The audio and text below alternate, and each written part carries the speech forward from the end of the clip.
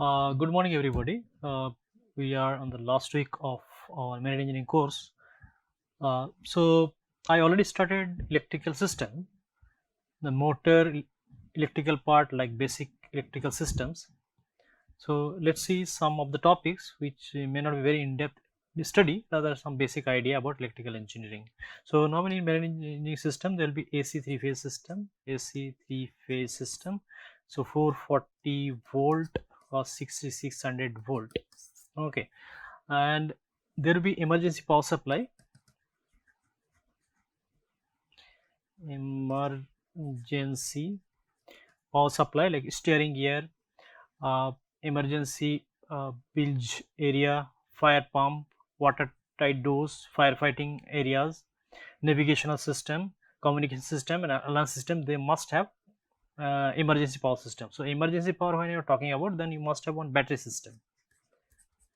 Okay, so battery will be storing energy. So you produce power from IC engine or any other gas turbine engine, then that engine will be giving power to one generator. Generator means electric generator will be producing electricity. That electricity will be stored in battery, and some will be directly going to your main marine machinery, maybe potted propeller or thruster, and some energy will be stored in battery. So battery will be giving power during demand whenever you need, or your main machinery is not working, or you need extra power in certain specific time. So that time the battery will be supplying your power. Many time your solar power boat and other newer boats with renewable energy system, so they need some storage of battery because peak demand they need to fulfill from battery. So engine may be running continuously, but some peak demand will be coming, so that time you can supply from battery, and other time you store the power in battery. So normally the cable will be having with higher voltage, so higher voltage is required because I square R. So if you increasing high voltage power, then I square R will be lower, and all the cable must be properly insulated. No cable can be opened. So there will be several instrumentation: ammeter, voltmeter, resistor, thermocouple, rectifier. So several those instrumentation will be required to check your voltage and current parameter, power parameter. Okay.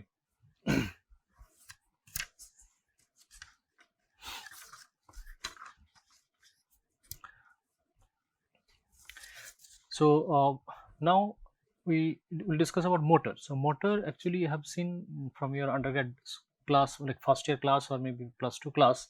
Motor will have some dielectric fluid, sometimes we say transformer fluid. So motor stator will be there. So motor will have stator and rotor.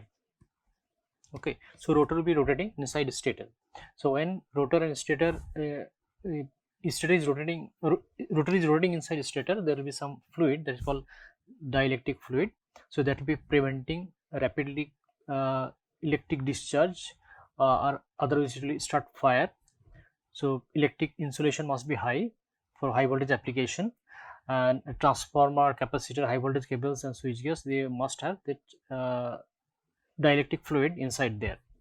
The dielectric strength of transformer oil is defined as the maximum voltage that can be applied across the fluid without electric breakdown. So it should not create any spark, and it should give cooling effect, it should give lubricating effect. Okay, the function of dielectric fluid like this: it will be acting as insulation, it will be acting as a coolant, it will be suppressing arc if there is any arc creation is there. So arc will have very high amount of energy, so that amount of energy should not harm your electric circuitry. Then fire extinguishment it will do, and oxidation prevention. So it should not allow any oxidation of your any other material inside motor or generator. So for regarding motor and generator, please go through basic electrical engineering books, or maybe lots of YouTube videos are there how the motor and generator works, you should know. So motor means it will be taking electric power and it will be giving rotary torque. Okay, so motor will give torque and it will be taking electric power to torque it will be producing. Okay, so electrical energy will be converted to mechanical energy. So there will be certain amount of losses, but losses will be very much minimal if you design properly. Now we have generator. Generator function is just opposite of motor. Of motor. So electric generator, it will have stator, rotor, main component. Then rotor will be rotating, it must be held by bearings. Okay, already we discussed about bearing. So bearing will be holding on the radial loads. So some small amount of thrust load also it be holding, but not much. So you should not give any lots of thrust load on this bearing. So it will be basically designed for torque transmission and taking some radial load. Okay, it will have rotor and stator, and again inside this, let's see, if I have one generator, so rotor will be rotating inside it. Okay, so it will be filled with your dielectric fluid or transformer oil. Normally it will be three-phase supply will have, and the formula frequency, and this is number of poles, and in is speed rpm,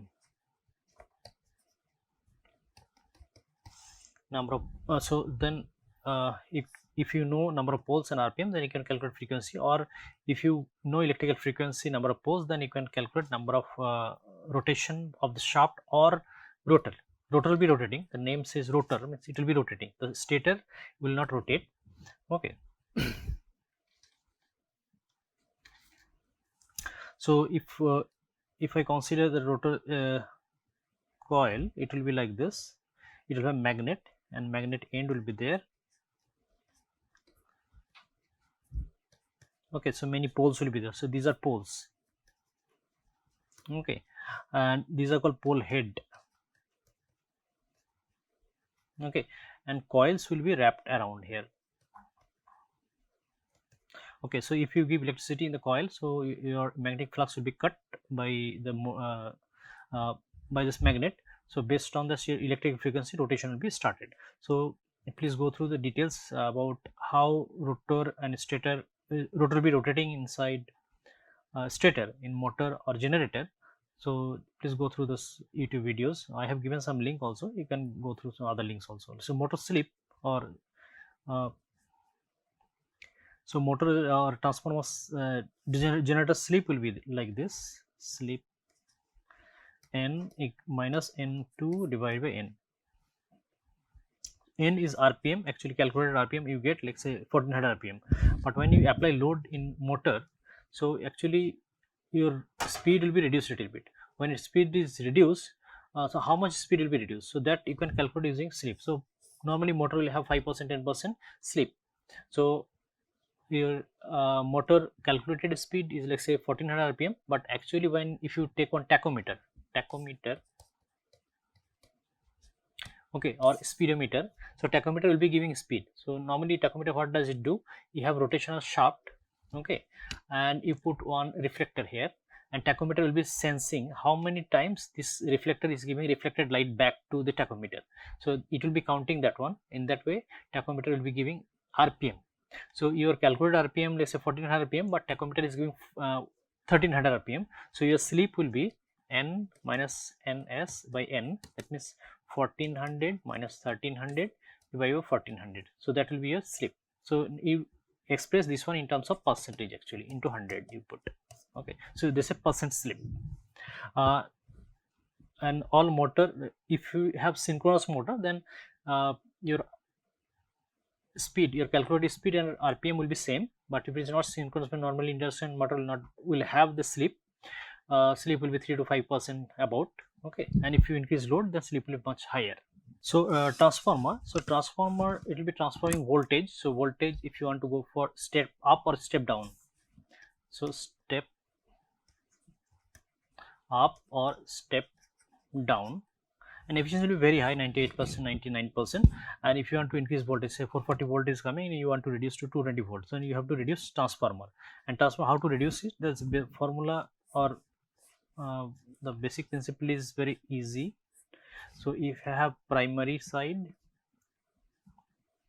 coil, okay, this is called primary or supply side coil, and you have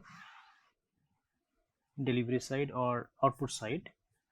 Okay, let's say this one output, this is secondary side. Okay, this is called core.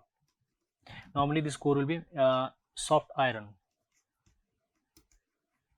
okay, because you have to magnetize this one, and magnetic flux will be moving around. So magnetic flux will be exciting the second coil, and second will get electricity. And frequency, if you give AC current, so frequency will be same actually in output side also. Okay, and what is the, how much voltage will be step up or step down? So the formula is that voltage primary side, voltage secondary side, speed NP, number of turns per primary side, number of turns secondary side. So V voltage, VP primary side, VS voltage secondary, NP number of turns in coil, the coil wrapped around the core, so number of turns in primary, NS number of turns secondary. Okay, so let's say it can convert 7200 volt to 480 volt, two sets of coils wrapped around an iron core transformer. The transformation ratio, this is called transformation ratio, like 7200 volt divided 480. So that ratio is called transformation ratio.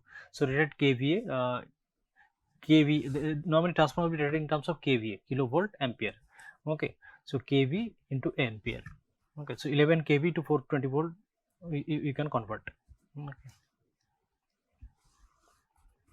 The VAV, variable frequency drive.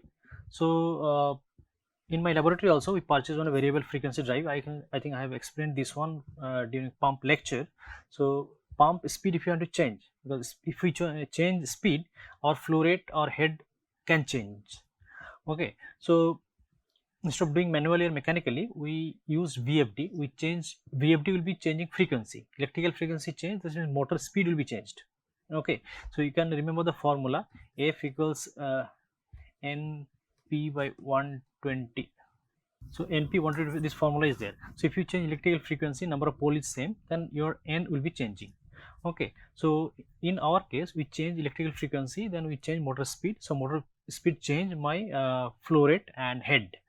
Okay, so there are different types of VFD or variable frequency drive, or VSD or variable speed drive available. So based on your requirement you can buy, and you can use for your onboard application. For example, propeller speed you want to change, so just you can change electrical speed, and podded propeller or thruster speed you can change. So there are lots of electrical propulsion systems also available for ships, semi-submersible, offshore platforms. So offshore platforms, for example, you have dynamic positioning system. I think you'll be studying that one. Dynamic positioning means like you have semi-submersible, and semi-submersible, if you're moving left side, right side, forward, backward, so in that case actually using some thruster you relocate or reposition it. So that is called dynamic positioning. So like say I have one semi-submersible like this, and I will have one thruster here, I'll have one thruster here, I will have thruster front side, back side. So let's say if it is moving this side, I'll have one thruster, it will be moving, reposition it right place. Again, because of wind motion or water motion, it is moving this direction, again one thruster will be working, again reposition it again. And how this position will be detected? Based on your satellite data. From satellite it will be repositioned in proper location. Okay, that way, although you don't have any mooring, may or may not be there, but you can still reposition your ship or semi-submersible or offshore vehicle on a specific position using your satellite data along with your thruster propeller system. Okay, so electrical propulsion system, say you have one main engine. So main engine will not drive directly your propeller, rather main engine will be producing certain power, it will be giving to generator. So generator will be producing electricity. So that electricity can be stored in batteries. Okay, or some power will go directly to your propeller system, and remaining power can be stored in battery. So in that way you reduce mechanical component space and mechanical component difficulties. So you directly run your propeller system using electrical system. Okay, so we have seen Kirchhoff's law. So here we have one circuit where electromotive force is given here at E1, but you have to calculate R6. Okay, and the current is given I1, I2, I3, and resistance R1, R2, R3 is given. So you have to calculate R6. So it will be done like this. IOA is given 0.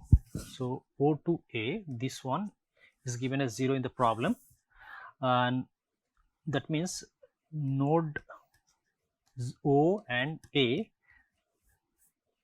are same potential.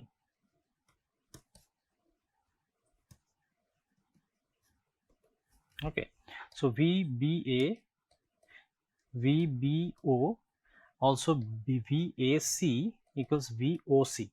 Okay, you can see this from the picture. This is 1, this is 2.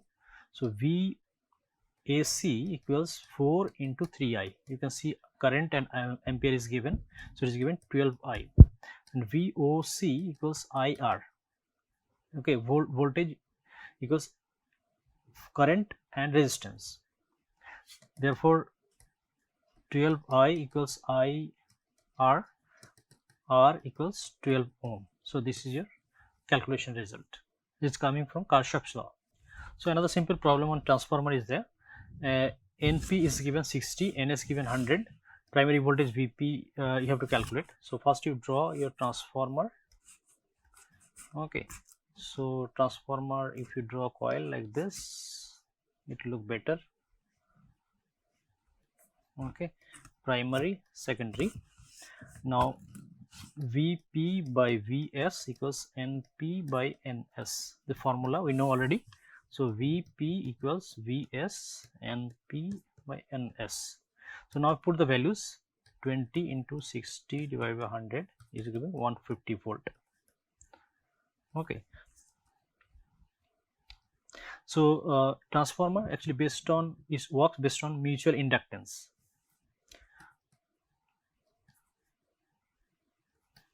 Mutual inductance.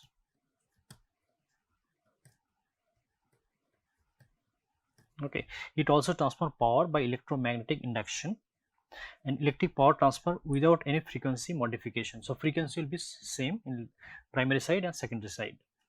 So thank you very much for the lecture. Next lecture I will conclude the marine engineering course.